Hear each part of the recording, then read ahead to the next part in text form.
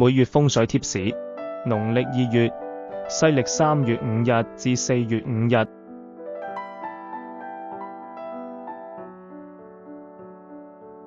正東，本年正東為8白土，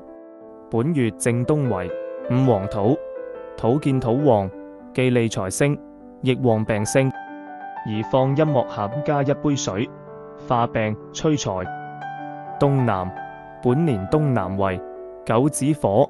本月東南為6白金，火克金，宜不利頭骨肺，宜放1顆石化解。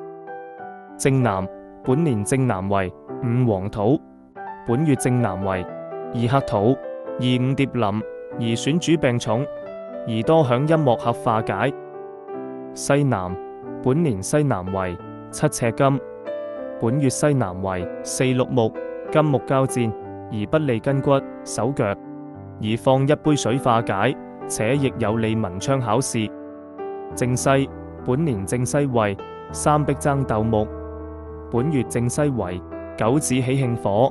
木現火，宜泄藥爭鬥，且亦利喜事臨門。西北，本年西北為2黑病符土，本月西北為8白左輔土，土見土旺，忌利財星，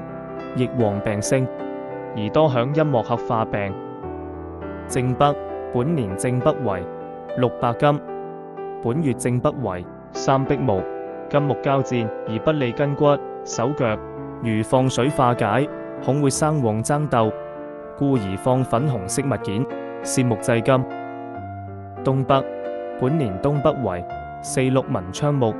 本月東北為1白官星水，水生木旺，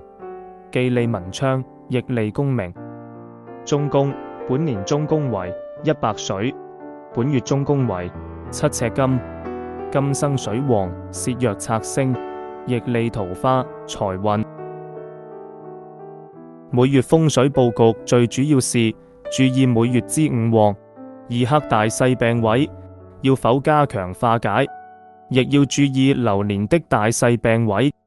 流月如是農曆2月、5月、8月、9月等火土飛星，會加強5旺2黑的壞影響，必須加強化解，多響音樂盒。此外，除每年文昌位外，在需要的月份，亦可在每月文昌位加強佈局，有利考試。